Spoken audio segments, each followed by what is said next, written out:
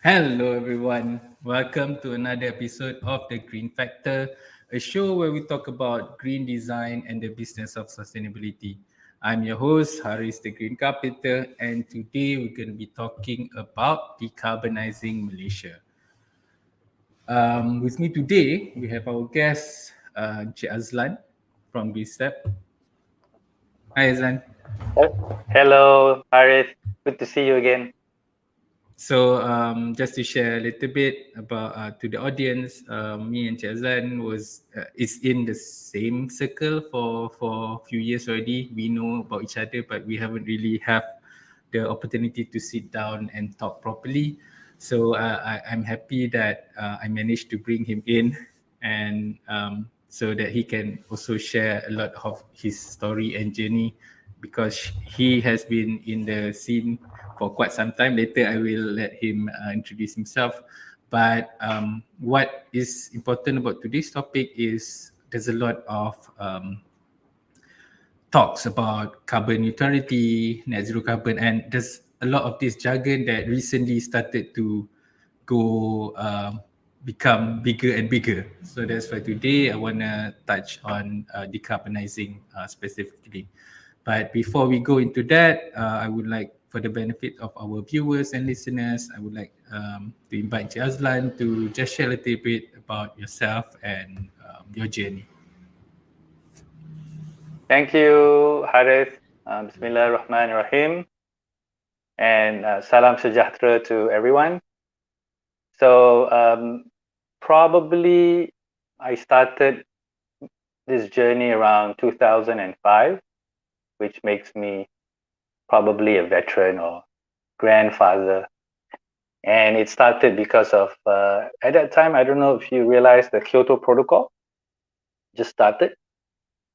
And being a capitalist, and I'm still a capitalist today, but with a different philosophical view, a lot of money started to flow in, partly because the Kyoto Protocol allowed for the financing of carbon projects.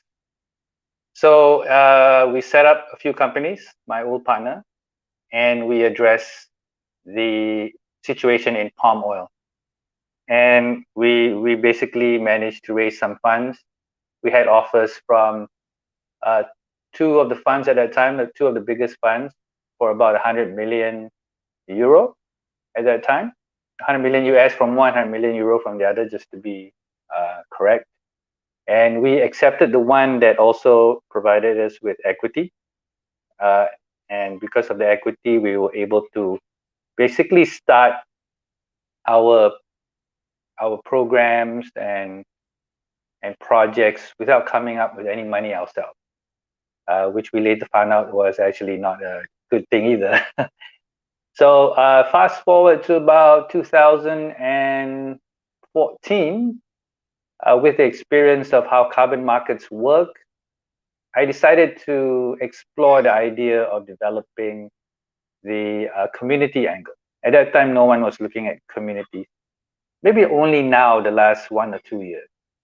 And I discovered that the communities had a lot of potential to also decarbonize.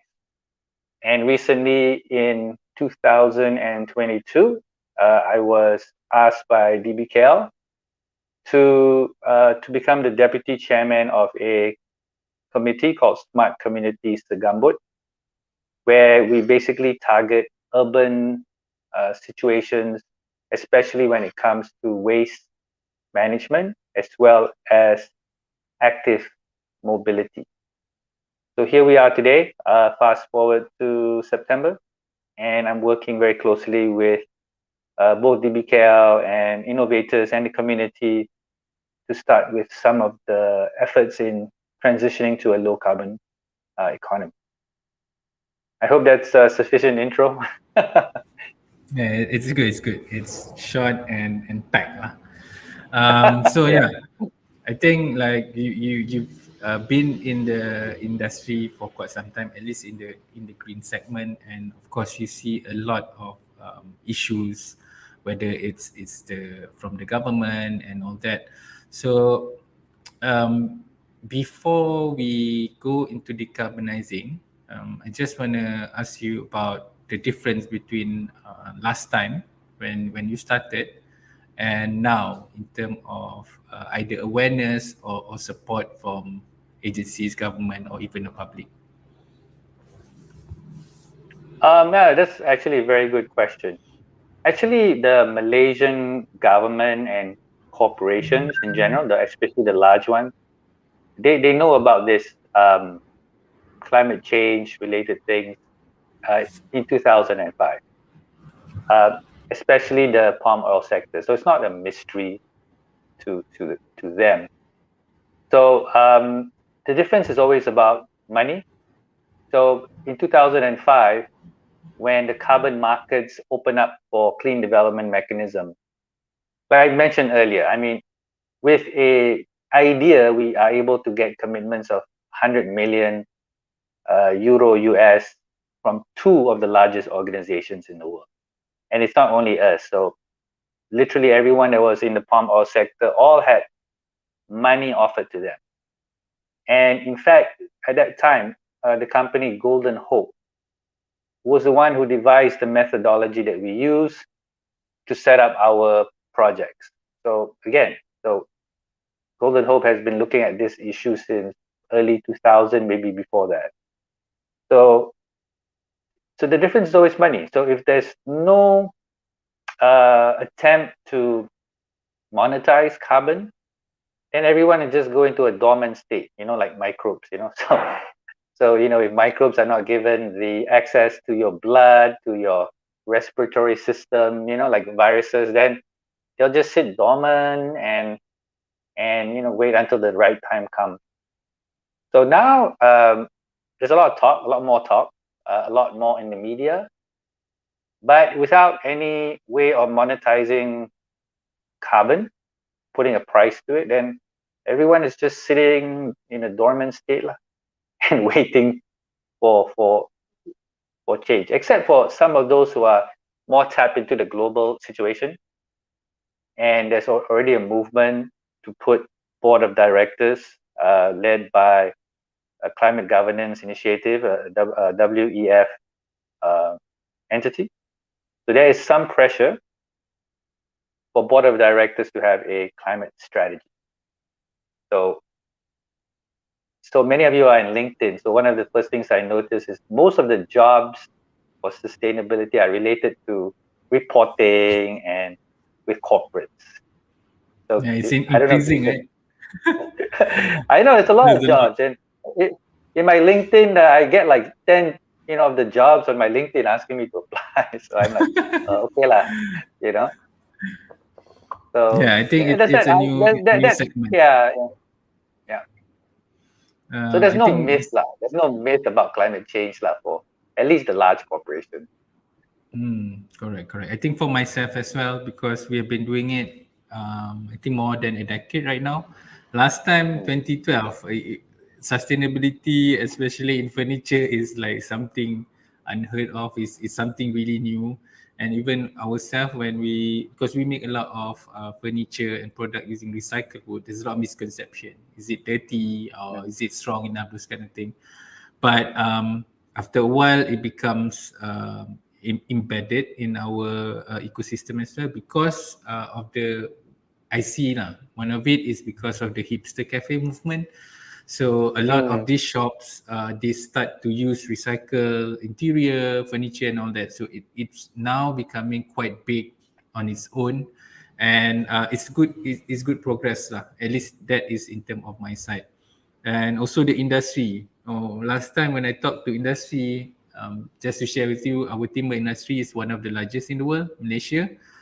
We export, Malaysia export to more than 160 countries, but we don't really care about the sustainability issue. We create so much waste. We don't really care where the material comes from, and a lot of other variables lah.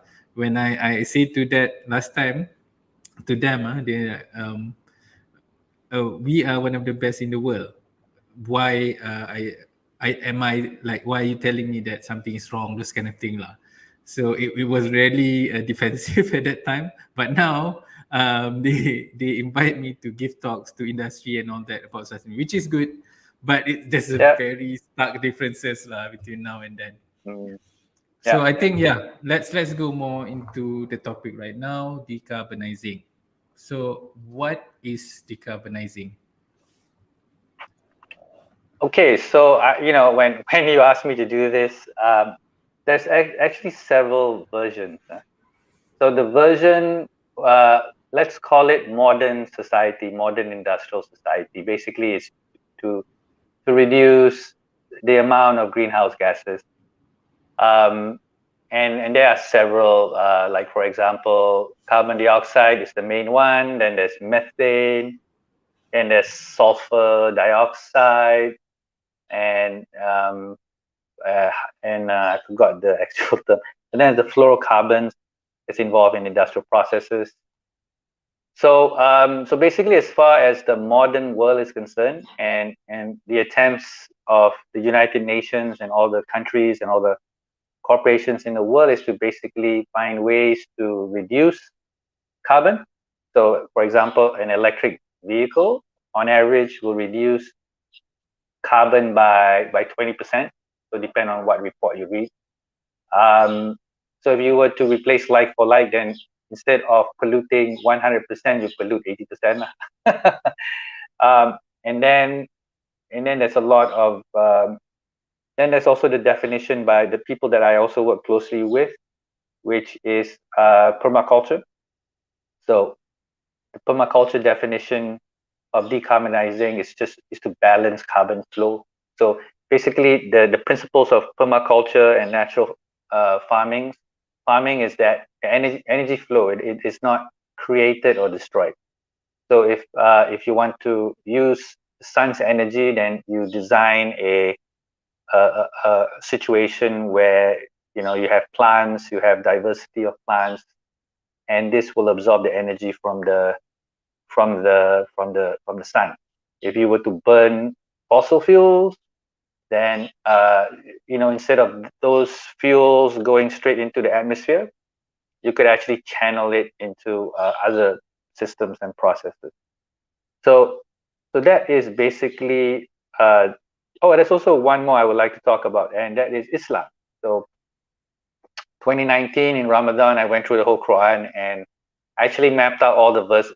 I mapped out the verses that I recognize that talked about the environment. And one of the things that you will notice if you were to read the Quran and if you're familiar with climate change is that the Quran talks about biogeochemical cycles. So those cycles are nitrogen, carbon, and water. And if those cycles are in an imbalance, the word balance in Arabic is mizan. So if they are not in a balanced way, then you get, of course, greenhouse gases, more of it in the atmosphere, and this heats up the planet. So heating up the planet, of course, will create imbalance. And the way we are seeing it today in 2022 is we have huge droughts in some parts of the world and sudden torrential rainfall. So this is an imbalance to the situation with carbon. Yeah, so I think it's interesting you brought up the point of Islam or religion into this conversation, because for me personally, I've been looking into this. Like for example, like Islam and sustainability includes and also it trickles to other religion and sustainability as well. And if we look into that, there's a lot of proof that these kind of things have been taught, but then right now a lot of people don't see it that way. So I think, but that one I think is another session on There's its own. another one. Yeah, yeah. Let's not digress, but it's an interesting point lah. But my question right now, since because you've talked about electric cars and all that, so my next question is a bit something for us to just discuss. For example, like okay, we want to change from fossil fuel to renewable, so we use electric cars instead of petrol cars, right? But also there are a lot of research that shows that even EVs are also polluting the batteries, the process of and taking of other resources as well. So how do we navigate this? How do we balance? Because let's not forget why the car was invented was also to solve an ecological problem. Where last time there's a lot of horses, right, and carriage and all that. Where Yeah. when people go into cities, by the flock, it grows, so they have a lot of problem with manure, right, with Yeah. the excrement, so becomes a disaster because there's a lot of methane and all that. So cars inevitably becomes an eco-friendly solution. So how is it like right now comparable in electric and petrol? Okay. The I'm not here to. I'm in one of these EV groups, and then everyone says that EV is gonna solve climate change, and I'm like, okay. Um, we actually have a proposal to DBKL through my role as the Smart Communities Gambut, and it's actually based on their own master plan. So they have a few master plans. So everything I recommend is based on their own designs. So what we are recommending is that we try to get more people to walk and to bicycle. Okay, so certain activities is actually better if you use a car. You walk or you bicycle, not using a car. And then the other issue is accessibility. Because when you have a situation where you have too many cars looking for the same parking spot, then people that need to have access to, say, a clinic or to restaurants, they have no access. So we actually have in Greensteps a team of architects led by my sister who was formerly with UN. I'm not sure if she's listening, but if you are, then hello, my sister. And then, so we have a team, and we actually came up with a few designs, which is based on the master plan that DBKL developed to enable cycling and walking. Now, the thing that I am pushing for is that there is no large enough constituent that is actually doing this regularly. So the proposal that I put in, and I got a relatively positive response from my interactions with DBKL, is to create the idea of team sports. So, for example, if you go to any part of KL or most of Malaysia, there's always a community hall. There's always assets on the ground that are available for only one or two things. Like we have a community hall where people can only play badminton.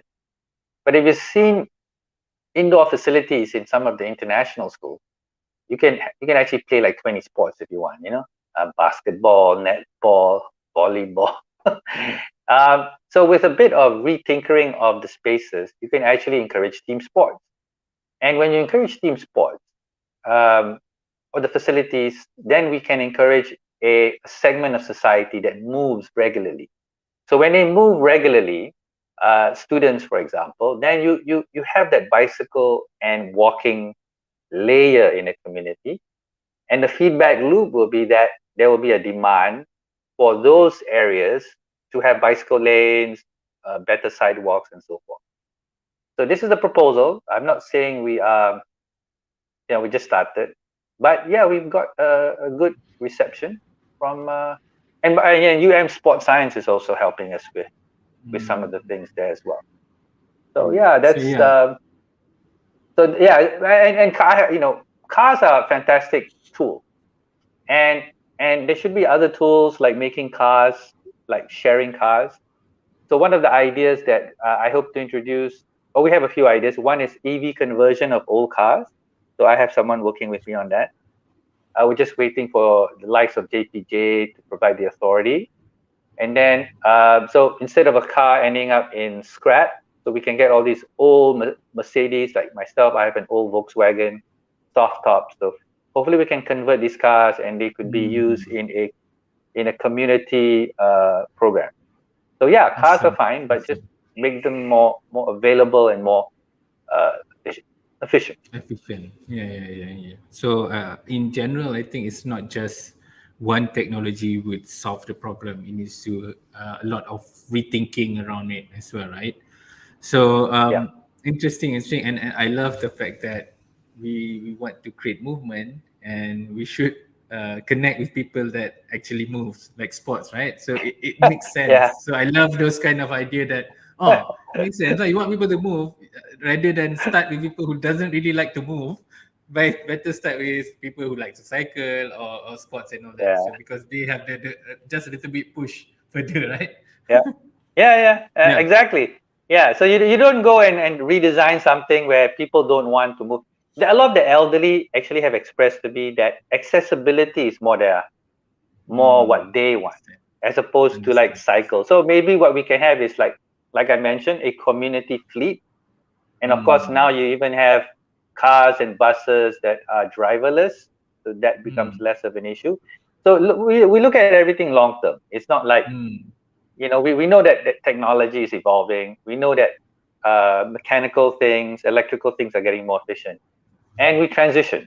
So that transitioning is the part that a lot of people get scared lah, because you know Yep. um, like local council, their biggest challenge is that when they do something, they will get criticized, and they don't like to get criticized. Yes. So Yes. that's why we have a committee, and we can work together on such issues. Understand.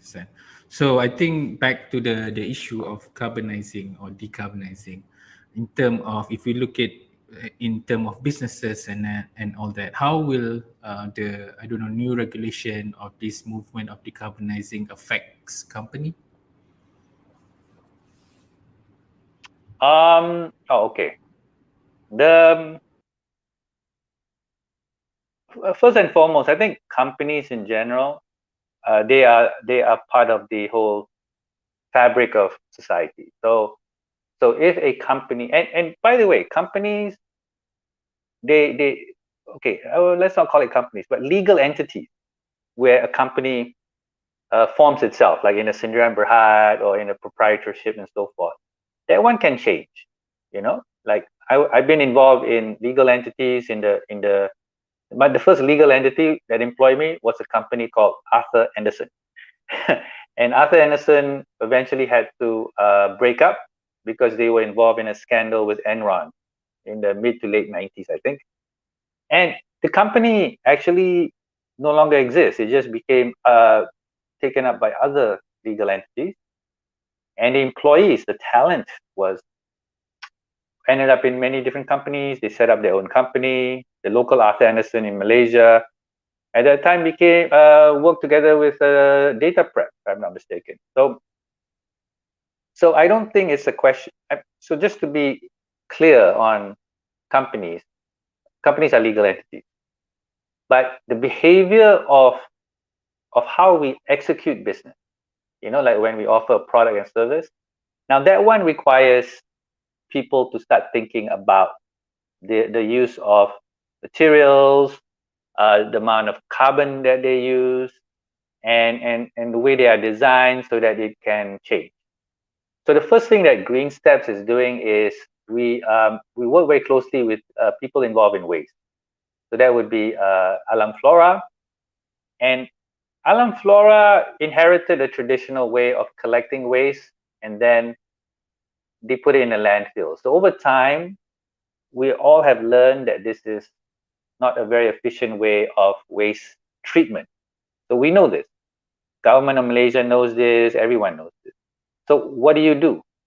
So Alam Flora then have to work with companies like myself, and we have maybe a half dozen by now. I think we'll have more when we try to build the ecosystem. And so all these companies are now involved in working together on the way we treat waste. So like in the case of Greensteps, we work closely to create value of the food waste. And by doing so, we set up our digital platform where if you were to treat your food waste on your own, or you work with a community garden, or you work with some of the curbside recycling food waste systems that we set up, then you will actually be getting points, which is a form of currency where you can redeem it with merchants. So now the merchants are also involved, and they actually benefit if they reduce their food waste as well. So if you really understand the flow of carbon. That's why when I mentioned earlier about biogeochemical cycles of carbon and all that. Once you understand it, then you can see how it becomes a value to you as a company and also to the community. So yeah, and I guess it really takes a bit of engagement and design. I talk a lot about design. Uh, Design not so much of physical design, but looking at energy flow. So if you look at how waste is treated now, it all goes to a landfill, but now you all of a sudden take portions of it and you make it more efficient. So yeah. So we're gonna do not only food waste. We already work with someone to help us with with the plastics recycling, and they are setting up a chemical recycling plant. So by doing that versus virgin plastics, recycling plastics versus virgin virgin plastics, it's about an 80% reduction on carbon. Then we are working with someone that does used cooking oil. Used cooking oil traditionally gets collected at restaurants, but now we are planning to do communities. Now, if you were to use used cooking oil as aviation fuel, that savings is double. All right. So if you do 100 tons of used cooking oil, then the carbon reduction is 200 metric tons. Okay. But having said So that, I think, I am. yeah, Jazan, I think Yeah. Yani, later I have a question on this, on like Okay. Cool. opportunities here. But I Okay. think Yeah. in terms of companies, what you're saying is companies have to rethink the way they operate, how they are moving things, how their operation and all that. So they need to be more aware of the other environmental or other issues rather than just the bottom line, correct? And Correct. Correct. I think this is one of a better way for us to move, as capitalism has always been seen of the enemy of social and environmental. So we need to find ways to how we can use capitalism in a good way. So we have Ramli from YouTube saying great point, Jazlan. We also have your sister here, Ah. Naziati. So she said, with Green Step, we are working with sports and exercise science experts to get accessibility sorted on parks and sports center in neighborhood community, plus other facilities like religious building. Yeah, so I think like what you guys are doing is not just looking it more on the pushing the government or companies, but more towards community as well. So I think it's more of a holistic way to look into the issue, because like for me as well, when I decided to pick up activism, it's because I see that sustainability helps the business. We create new revenue source, we reduce our costs, increase our margins, and we are attracting a lot of bright talent to our organization. It's nothing about the environment. So sustainability becomes something that it started off as me wanting to save environment, but now it's actually saving the company.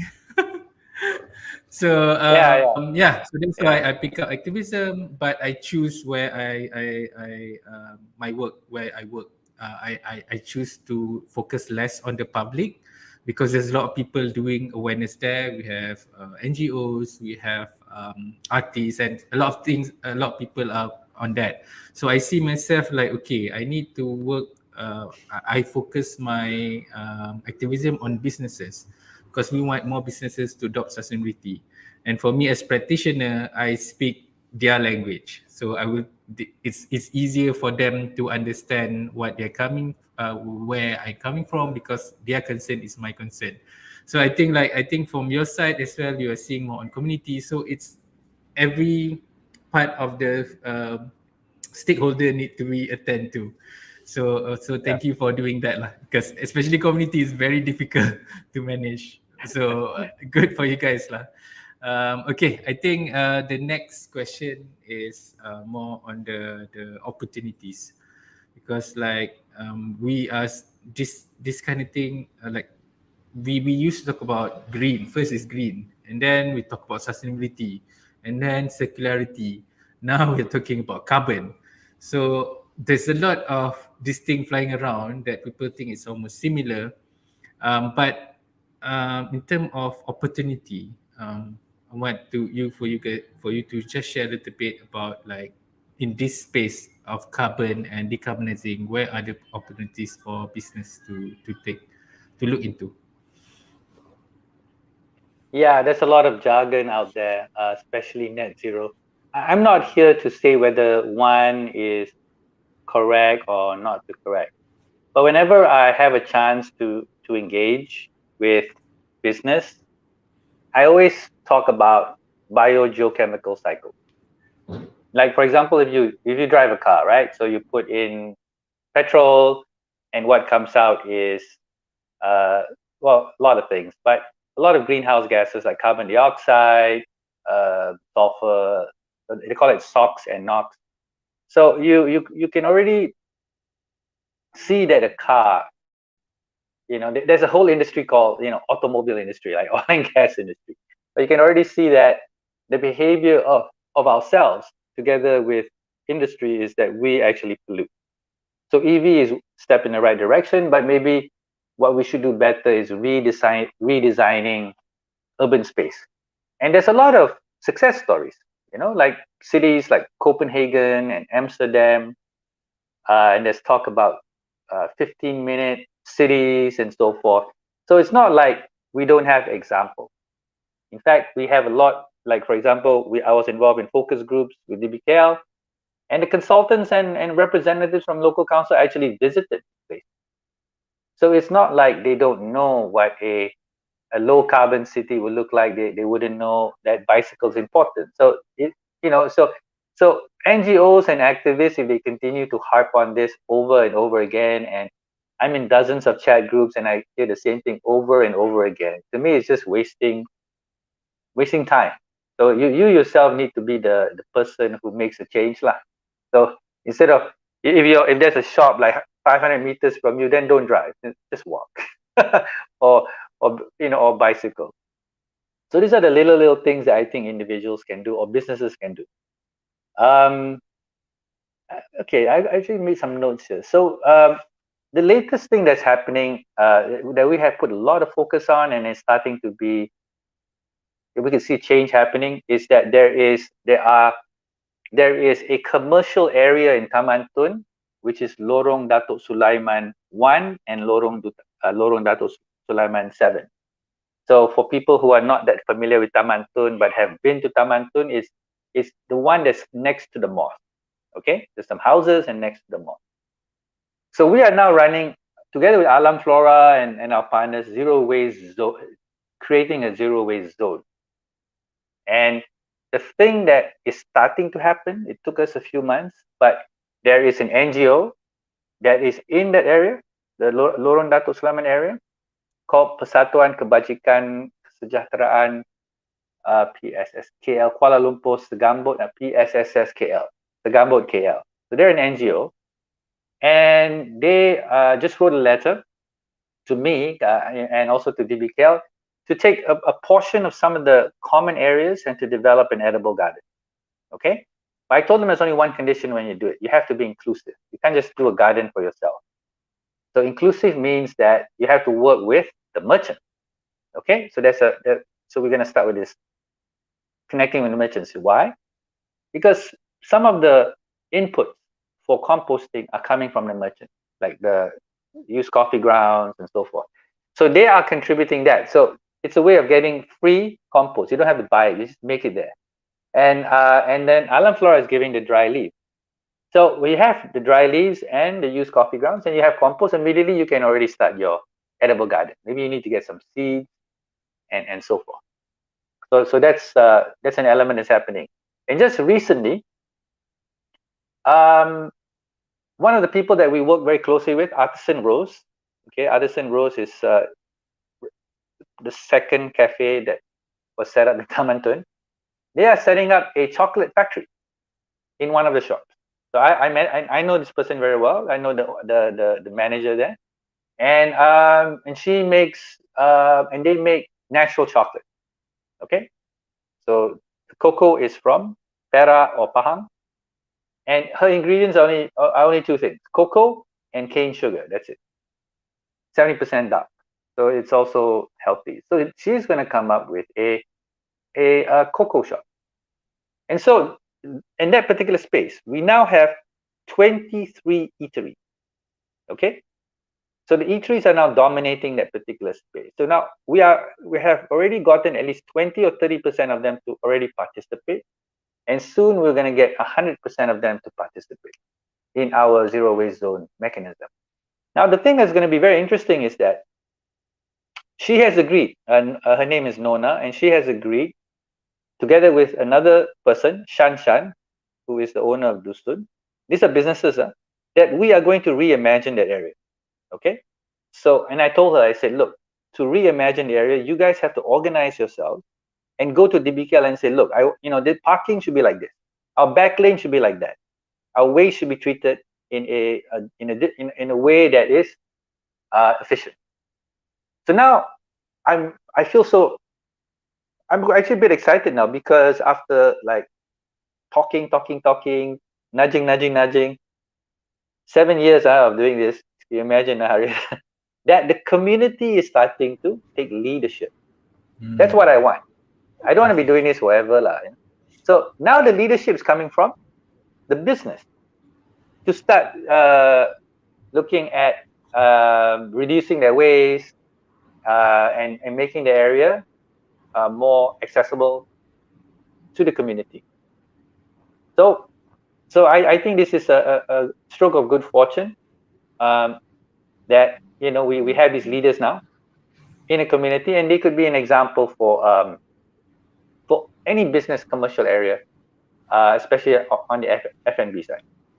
And and then we have an idea that we are toying now of distributing excess food. So even before it becomes food waste, we believe that some of the excess food can be redistributed, but not for charity. So a lot of people, I know a lot of these companies that will take food and then they will either sell it at a discount or they would bring it to charity. But I think there's a problem with health issues. For example, young people and elderly, they may not get proper nutrition. Okay. So sometimes I'm at this place called Como Cafe at the TDI Community Center, and there's like dozens of children, and some eat and some don't. Okay. So I was thinking, oh, it could be a nutrient problem with these children. And I also noticed that as we have inflation and food security issues, I think unless you are actively working and making good income, it's hard to buy protein. So I was thinking of trying to get certain types of food like protein, also vegetables, to the elderly in Tamantun who may be suffering in silence of high cost of living and so forth. So it's the whole circularity. It's not just about whether my plastic goes here or my logam goes there and cardboard goes there. It's all about more than that lah. Yeah, much more than that. So and I think this is where business can create an effect in terms of their brand and their effectiveness in helping with the community. So yeah, I think like it's from our discussion or your sharing, I see like it's we should talk less and do more. And I love that the fact that we are doing more of a pilot in a way, like Tamantun is trying to do something at a smaller scale and seemingly, even though slowly, ticking some of the box. And what we might be able to see is once this pilot in full force, there's a lot of learnings we can do to scale it up to other cities, to other places as well. So I love that you guys are pioneering and pushing for that, and we hope to maybe have another session on how you guys do it so that more other communities can also replicate. And there's a lot of other things lah. So I like where the conversation just come full circle.